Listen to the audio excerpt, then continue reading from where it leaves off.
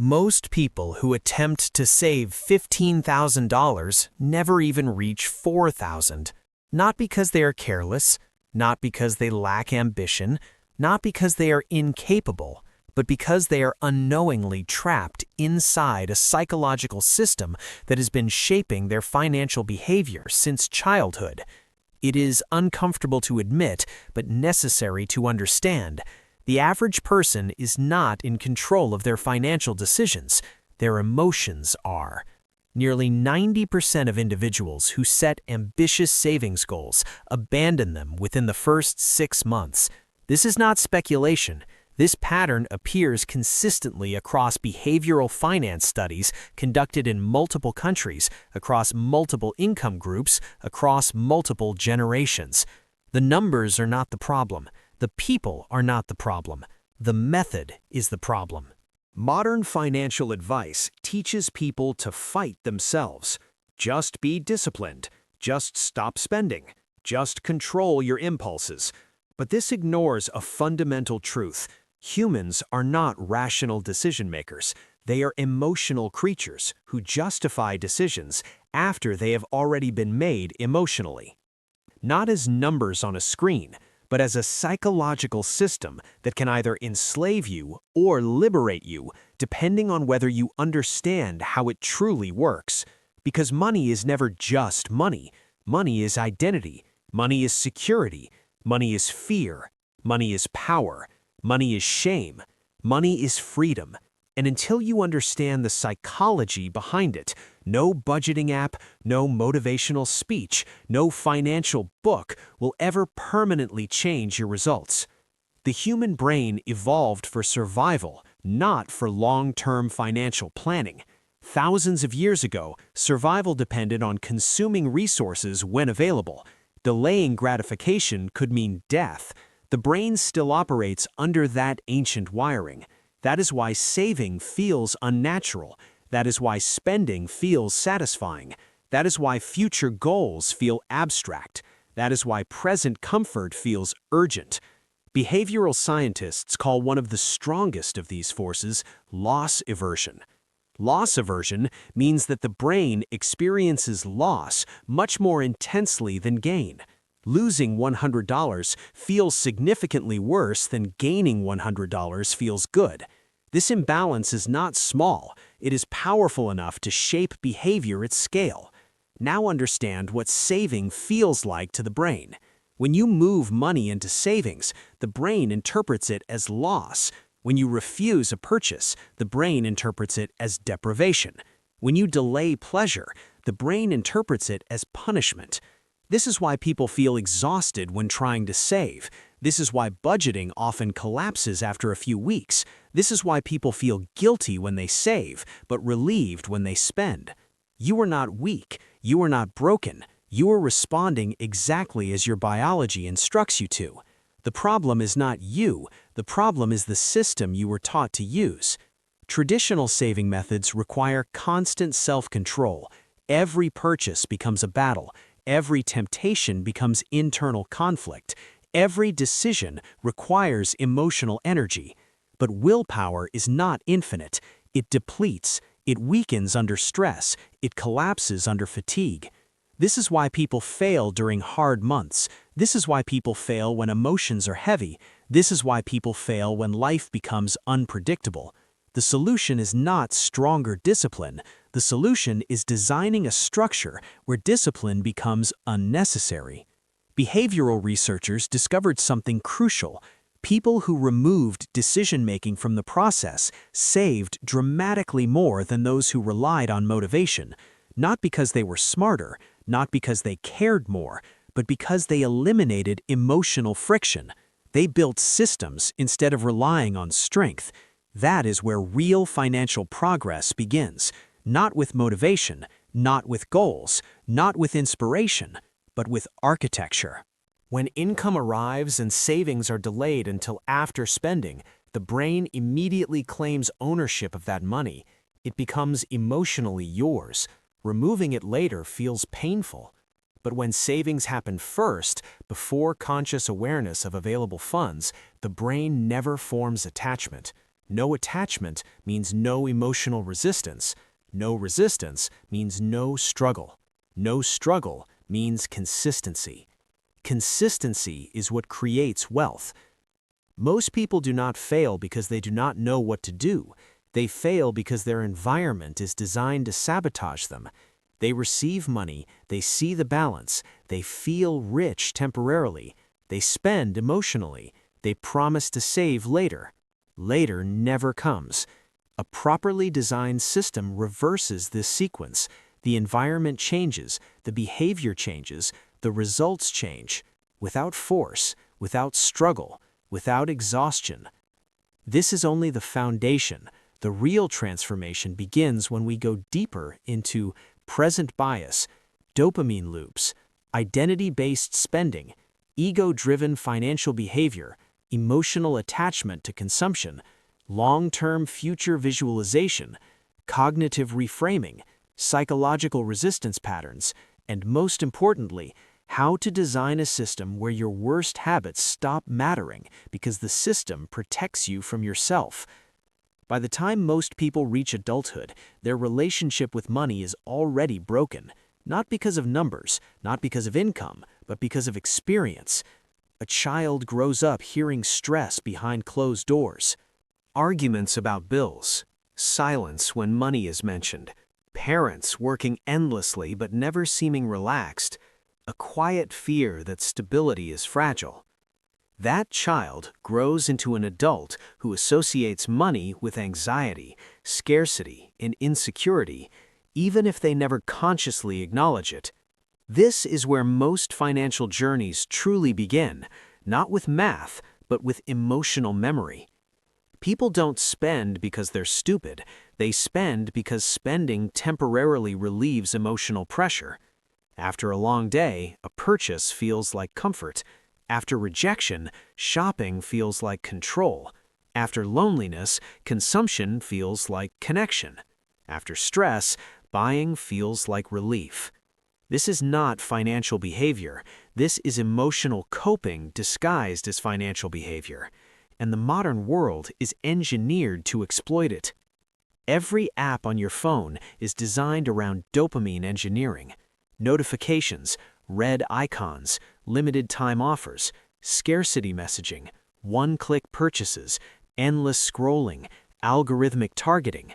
You are not casually browsing the internet. You are inside a behavioral influence system built by billion-dollar companies that understand your psychology better than you do.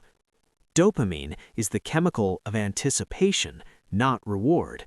The brain does not feel pleasure when you buy something. It feels pleasure when you anticipate buying it. That is why the excitement fades quickly after a purchase. That is why regret follows. That is why the cycle repeats. This is not a character flaw. This is neurological conditioning. Understanding this changes everything. Because once you understand the mechanism, you can design strategies that work with your brain instead of against it. One of the most powerful shifts happens when people stop asking, "How do I stop spending?" and start asking, "How do I delay decisions?" There is enormous psychological power in delay. When someone feels an urge to purchase, the emotional brain is in control, the rational mind is quiet, the future feels irrelevant. But when a purchase is delayed by days, the emotional spike fades, the rational mind returns, perspective reappears. This is why the 30-day rule works so powerfully, not because it forces discipline, but because it allows the emotional wave to pass. Most impulses are temporary, most desires are manufactured, most urgency is artificial. People who implement this single strategy often experience a profound shift. They begin to realize how little they actually want most things. This is not deprivation. This is clarity. But clarity alone does not create transformation. Transformation happens when behavior begins to align with identity. Most people unconsciously identify as, "I'm bad with money, I'm not disciplined, I'm just not good at saving, money never stays with me." This identity becomes self-fulfilling. But when systems begin to work, when progress becomes visible, when control starts to feel real, something deeper changes. The identity begins to shift. I'm someone who plans. I'm someone who thinks long-term. I'm someone who makes intentional decisions. I'm someone who builds stability. That identity shift is more powerful than any budgeting strategy, because behavior always follows identity. There is another invisible force shaping financial outcomes: ego spending. Many people believe they spend for comfort or convenience. In reality, a large portion of modern spending is about image. Cars become symbols, phones become status, clothing becomes performance, lifestyle becomes projection. People do not simply want to own things, they want to be perceived a certain way. The tragedy is that many people finance identities they don't even enjoy living in. They purchase approval from people they don't like. They maintain appearances for audiences who are not paying attention. They sacrifice long-term freedom for short-term validation. And slowly, quietly, they become trapped, not by poverty, but by expectation. When individuals finally confront this truth, it is uncomfortable, but it is also liberating. Because it reveals that financial freedom is often not limited by income, it is limited by perception. When someone stops asking, "What will people think?" and starts asking, "What do I actually want my life to feel like?" everything changes. Suddenly, many expenses lose their emotional power. Suddenly, restraint feels empowering rather than restrictive. Suddenly, saving becomes a form of self-respect rather than sacrifice. This is where maturity begins. Not financial maturity, psychological maturity. Future-oriented thinking is another skill rarely taught. Most people perceive the future as abstract, distant, unreal. That is why present bias dominates behavior. But when individuals begin to visualize their future self vividly, when they emotionally connect to the person they're becoming, saving stops being about denial and starts being about protection. You are no longer saving for someday, you are saving for a person you care about, your future self. This subtle shift is one of the strongest behavioral predictors of long-term success. People who emotionally connect to their future self make better decisions today, not because they are stronger, but because they feel accountable to someone they value. At this stage, something remarkable begins to happen. Money stops feeling chaotic. Spending stops feeling impulsive. Decisions stop feeling exhausting. Instead of reacting emotionally to every financial moment, individuals begin to observe themselves. They notice urges, they notice triggers, they notice patterns, and awareness creates distance. Distance creates choice. Choice creates control. This is no longer about saving $15,000. This is about reclaiming agency over your own behavior. And yet, even here, most people will face a moment of resistance, a moment where progress slows, a month where discipline weakens, a setback that feels discouraging. This is where most journeys collapse, unless something deeper has formed. Not strategy, not logic, but meaning. Because when saving is just a goal, it is fragile. When saving is tied to purpose, it becomes resilient. There comes a moment in every transformation where knowledge stops being enough. By this stage, the systems are understood, the psychology is clear, the habits are improving, the awareness is stronger, yet something still feels incomplete. Because deep down, many people are still asking the same silent question: why should I actually care enough to keep going? Not the polite answer, not the motivational quote, not the version shared publicly. The real answer, the uncomfortable one, the emotional one, the one most people avoid facing. This is the moment where everything either collapses or finally becomes unbreakable. Most people begin their financial journey for shallow reasons. They want more money, they want a better lifestyle, they want to feel successful, they want to prove something. These motivations are weak, they fade easily, They disappear when life becomes stressful. But the people who truly change, the ones who don't just start strong but continue long-term, are driven by something much deeper. They are driven by emotional truth. Some people are motivated by memory. They remember what it felt like to hear their parents whispering about bills. They remember the anxiety of uncertainty. They remember the helplessness of having no financial control. And they make a silent decision. My life will not look like this. Not out of pride, but out of pain. Others are motivated by responsibility. They think of their future family, their future children, the people who may one day depend on them. They understand that financial stability is not luxury, it is protection. Protection against chaos, protection against panic, protection against vulnerability. For some, the motivation is freedom, the freedom to leave a job that drains their soul, the freedom to say no, the freedom to choose how they spend their time, the freedom to live deliberately rather than reactively. This is not abstract, this is emotional.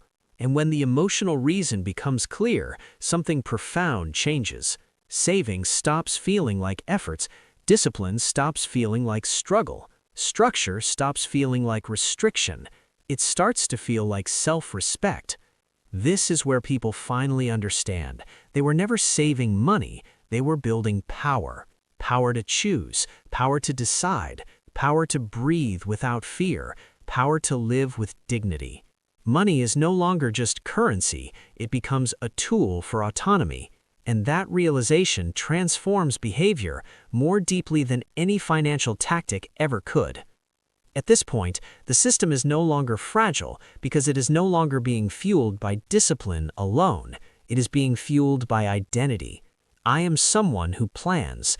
I am someone who thinks long-term. I am someone who protects my future. I am someone who honors my potential. When identity shifts, habits follow effortlessly. People who reach this stage no longer fight themselves every day. They no longer feel like they are forcing behavior. Instead, they feel aligned. And alignment is powerful. There is another shift that happens quietly around this time. People stop feeling jealous of others' lifestyles. They stop comparing themselves to strangers. They stop feeling behind. Why? Because they finally understand that most visible lifestyles are financed by debt, pressure, and insecurity. They begin to see clearly. They see expensive cars as liabilities. They see luxury consumption as performance. They see excessive spending as anxiety disguised as success. And instead of envy, they feel calm because they know something most people do not. They are building something real.